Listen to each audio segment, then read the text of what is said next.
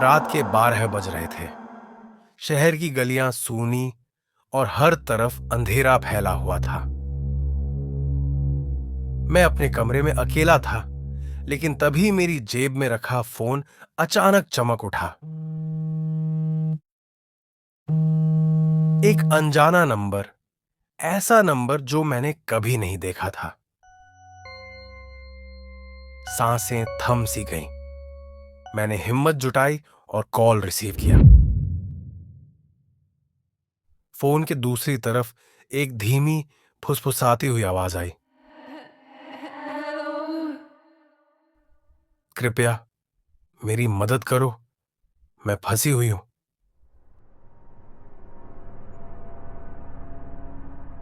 मैंने पूछा, कहाँ हो तुम, क्या हुआ? लेकिन जवाब नहीं मिला, सिर्फ एक धीमी सांस की आवाज, जैसे कोई डर के मारे हाँफ रहा हो। फिर कॉल कट गई। अगले दिन अखबार की सुर्खियों में वही जगह थी जहां से वह आवाज आई थी। एक लड़की लापता थी, ठीक उसी गली में जहां उसने मेरी मदद मांगी थी। मैं समझ नहीं पा रहा था कि यह सब कैसे हो रहा है। क्या यह कोई भयानक संयोग है या कुछ और? मेरे मन में डर घर कर गया था, लेकिन कुछ तो था जो मुझे इस रहस्य को सुलझाने पर मजबूर कर रहा था। मेरे फोन की घंटी फिर से बज उठी।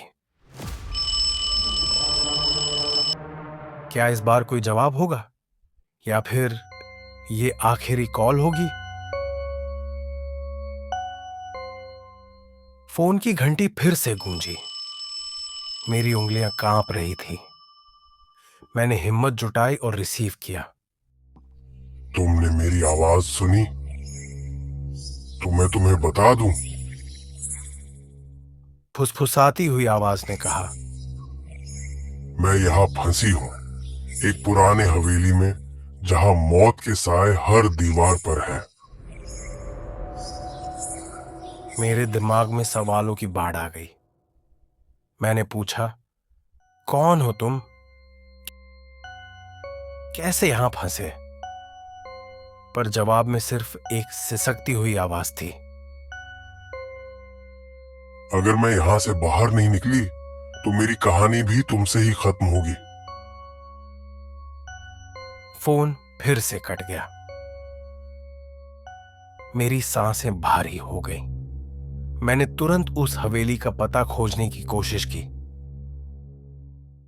पर पता चला वो हवेली कई सालों से सुनसान पड़ी थी। अगले दिन खबर आई कि उसी हवेली के पास कुछ लोगों ने अजीब आवाजें सुनी हैं, और एक अंधेरा सच धीरे धीरे सामने आ रहा था। उस हवेली में हुई थी एक भयानक हत्या, जिसकी कहानी किसी ने नहीं सुनी। मैं फंसा था एक ऐसे रहस्य में जो मौत और जिंदगी के बीच था। क्या मैं उस आवाज की मदद कर पाऊंगा, या ये आखिरी कॉल मेरी ही मौत का पैगाम होगी? मैं उस हवेली के बाहर खड़ा था। ठंडी हवा मेरे चेहरे से टकरा रही थी, पर मेरी त्वचा पर गर्मी का एहसास था, डर की गर्मी। मेरे दिल की धड़कन इतनी तेज थी कि मुझे लगता था वो आवाज सब जगह गूंज रही है। हर कदम पर जैसे कोई अदृश्य निगरानी कर रहा हो। हवेली के अंदर घुसते ही एक अजीब सी गंध ने मेरी नाक में खुजली मचा दी। दीवारों पर दरारें, छायाएं जो मानो जिंदा हों, और हर तरफ सन्नाटा जो चीखें सुनाने लगा। मेरे हाथ कांप रहे थे, सांसें रुकने लगी थीं, मगर मैं रुक नहीं सकता था। कहीं तो होगी वो लड़की, मैंने खुद से कहा। अचानक एक दरवाजा खुला और ठंडी हवा ने मेरी रूह को हिला दिया। और तभी मेरी पीठ पर किसी की सांस महसूस हुई। मेरी हिम्मत जवाब देने लगी। ये वो पल था जब मैं जान गया ये आखिरी कॉल मेरी जिंदगी बदलने वाली थी। हवेली के अंदर का अंधेरा घना था, जैसे हर कोना किसी छुपे हुए राज को छुपा रहा हो। मेरे कदम एक एक करके फिसलते हुए फर्श पर पड़ रहे थे और हर आवाज मेरे कानों में घंटी की तरह गूंज रही थी। मेरे दिल की धड़कनें इतनी तेज हो गई थी कि मुझे अपनी सांसें भी सुनाई दे रही थी। पसीना मेरी ठंडी त्वचा पर सरक रहा था। अचानक एक आवाज, बहुत धीमी, लगभग कानाफूसी, मुझे यहां से निकालो। मैंने अपने आसपास देखा, पर कोई नहीं था। फिर एक पुराना ताला टूटा और दरवाजा खुल गया। अंदर एक कमरे में मैंने एक धुंधली परछाई देखी। वह लड़की थी, पर उसकी आंखें जैसे दो काले गड्ढे मुझ में गहराई तक घूर रही थी। मैं डर के मारे ठिठक गया। मुझे क्यों छोड़ दिया? और फिर हवेली की दीवारें जैसे फड़फड़ाने लगीं। एक आवाज गूंज उठी, जो मुझे धोखा देगा उसे यहां कभी भी छोड़ा नहीं जाएगा।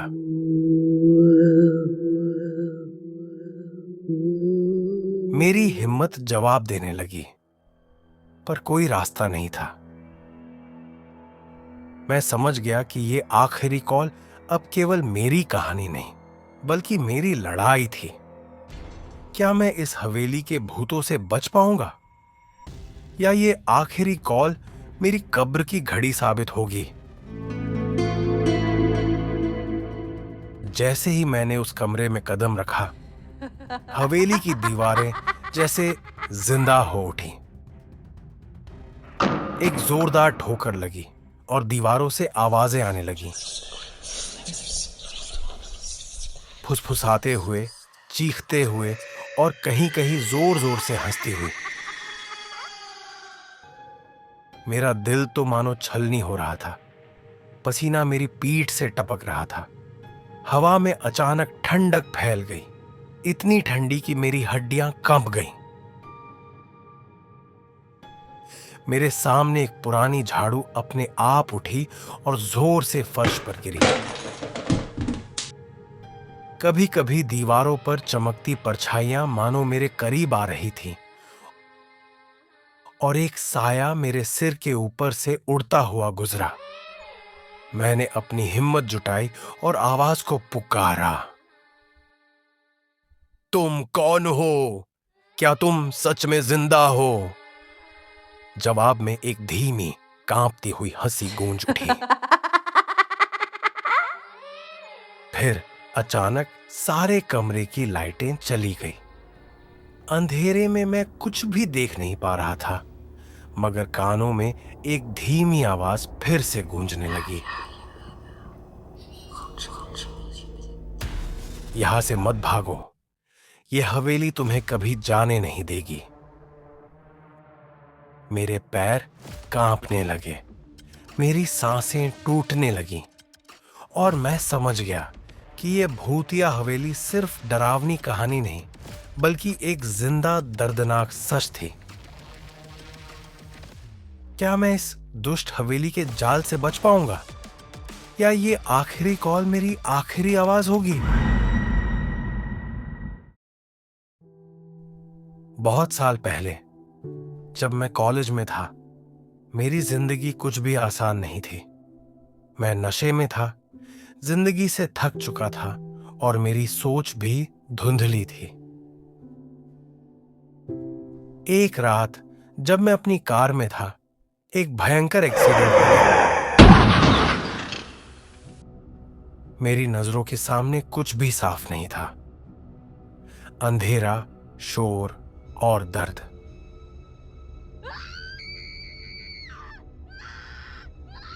मगर सबसे बड़ा सच ये था कि उस रात मैं उस सड़क पर अकेला नहीं था।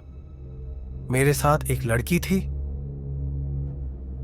शायद मेरी जिंदगी की सबसे बड़ी भूल। मैंने उस लड़कियों की हालत देखे बिना अपने नशे और डर की वजह से अपनी कार छोड़ दी और भाग गया। मैंने कभी नहीं सोचा था कि उस लड़की की क्या हुई होगी। क्या वो बची या क्या वो मर गई? वक्त बीता और मैंने उस रात को भूलने की कोशिश की, पर उस लड़की की आत्मा ने मुझे कभी नहीं छोड़ा।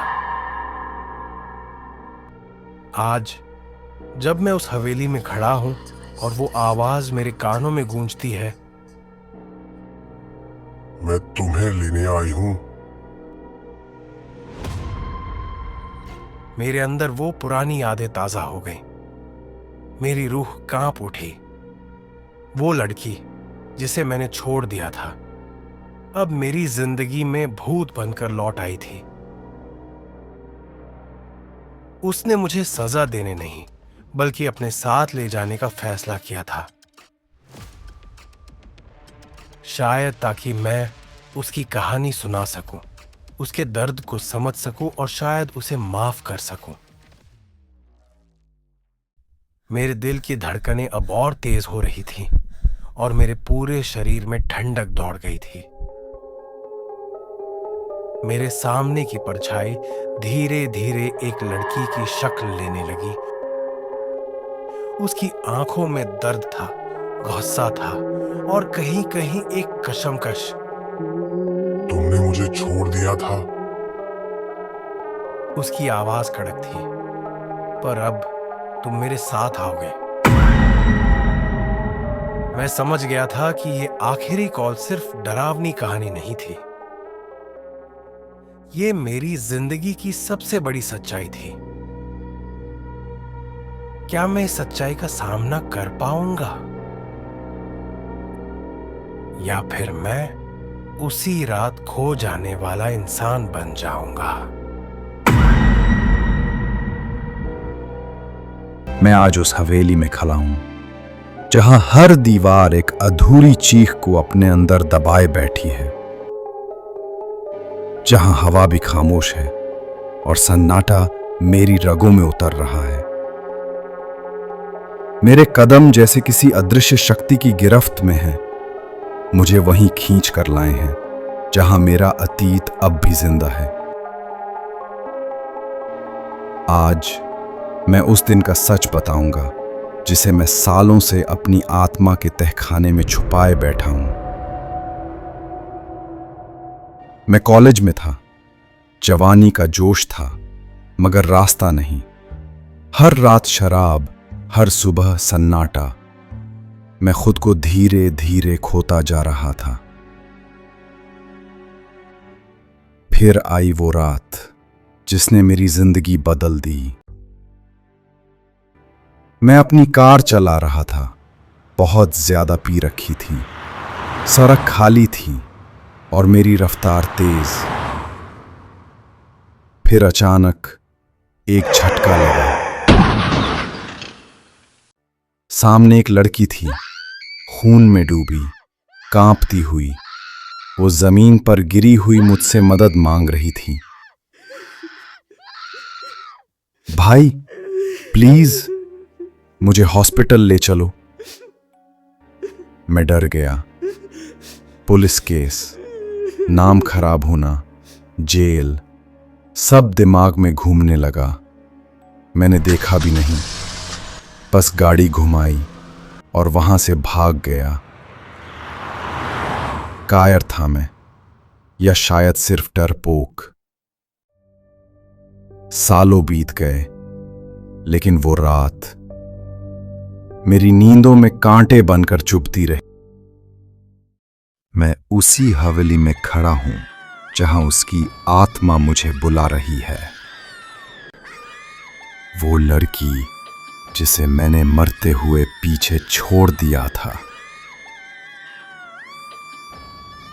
तभी एक धीमी सी आवाज आई, मैं यहां हूं।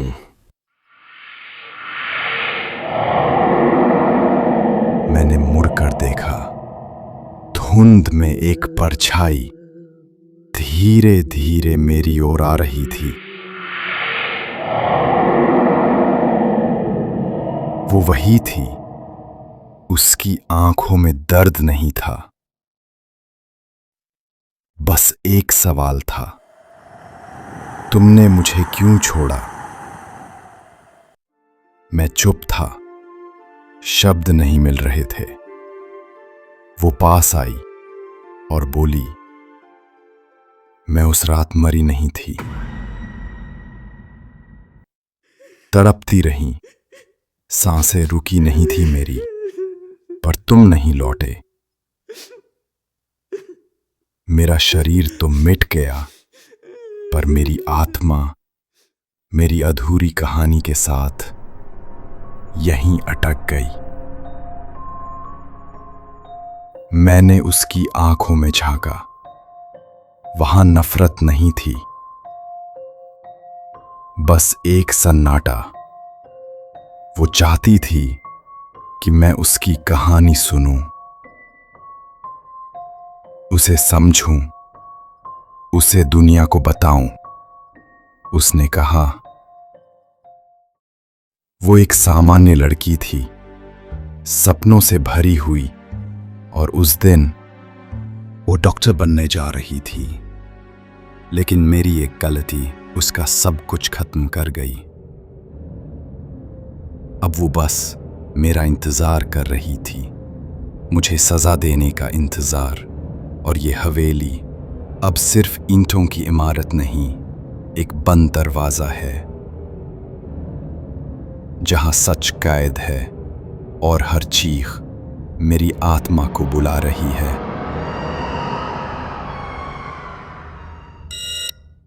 उस रात की हवा आज फिर वही सवाल पूछ रही थी।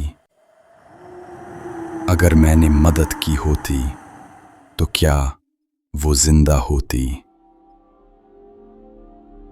मैं हवेली में फंसा हुआ था, पर यह कोई इत्तेफाक नहीं था। ये एक बुलावा था, सजा का। उसने कहा, तुम्हारा दोस्त राहुल भी गुनहगार है। मैं हैरान रह गया। एक और चेहरा उस रात का, जिसे मैंने कभी देखा ही नहीं। मैंने याद करने की कोशिश की। वो रात जब एक्सीडेंट हुआ, राहुल मेरी बगल में बैठा था। मैंने चिल्लाते हुए कहा, क्या कर दिया मैंने? उसने कहा, भाग चल भाई, वरना दोनों फंसेंगे। और मैं भाग गया। अब समझ आया, मैं सिर्फ गुनहगार नहीं था, मैं एक मुहरा था। उसने बताया, राहुल उसे जानता था, कॉलेज में उसका पीछा करता था। जब उसने मना किया तो राहुल ने कहा, अगर मेरी नहीं बनी तो किसी की नहीं बनने दूंगा। उसी दिन उसने सब कुछ प्लान किया था। मुझे नशे में धुत किया और मेरी गाड़ी उसके रास्ते में ला दी। मैं चौंक गया। राहुल ने मुझे इस्तेमाल किया था।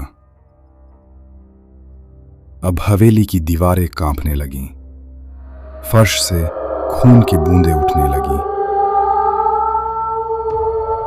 हर कोना चीखने लगा। वो बोली, अब तुम्हारी सजा शुरू होती है। मैं भागना चाहता था, लेकिन तभी एक कमरा खुला। राहुल वहां बेहोश पड़ा था। राहुल, तू यहां कैसे? वो बोली, उसे मैंने बुलाया था। अब दोनों को उसी दर्द से गुजरना होगा जिससे मैं गुजरी थी। और एक अजीब खेल शुरू हुआ। हर कमरा एक सजा था, हर दीवार एक इल्जाम, हर चीख मेरे अंदर की आत्मा को चीरती चली गई। हर बार वो लड़की आती और पूछती, क्यों छोड़ा मुझे?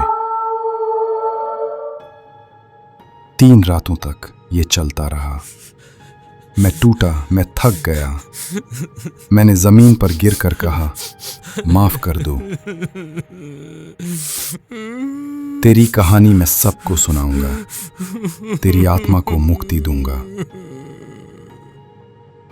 उसने कहा, सिर्फ एक सच तुम्हें आजाद कर सकता है। वो मुझे हवेली के नीचे तहखाने में ले गई। वहां एक चिट्ठी थी, खून से लिखी हुई। उसमें राहुल की सारी सच्चाई थी, धमकियां, पीछा और एक्सीडेंट का सच। ये मेरी गवाही है, अगर मैं मर जाऊं तो ये मेरी आवाज बने। मैंने वादा किया, मैं इस चिट्ठी को दुनिया के सामने लाऊंगा। वो मुस्कुराई। उसने कहा, तुम्हें मुक्ति मिल सकती है, लेकिन राहुल को नहीं। वो उसकी तरफ मुड़ी और राहुल को खींचकर हवेली की जमीन में समा गई। राहुल की चीखें आज भी उस हवेली में गूंजती हैं। मैं हवेली से बाहर निकला। वह अब शांत थी, आसमान साफ था। मैंने वो चिट्ठी पुलिस को दी, अखबारों में छपा। एक पुराने केस की सच्चाई सामने आई। वो लड़की अब सिर्फ एक भूत नहीं रही, वो एक नाम बन गई, एक कहानी जो अब अधूरी नहीं है। अगर इस कहानी ने आपके दिल की किसी परत को छुआ हो तो एक छोटा सा कमेंट जरूर छोड़िएगा, क्योंकि कौन जानता है अगली कहानी आपकी हो। और ऐसी ही सच्ची, डरावनी और रूह को छू जाने वाली कहानियों के लिए रूहानी दस्तक को सब्सक्राइब कीजिए, क्योंकि अगली दस्तक आपके ही दरवाजे पर हो सकती है।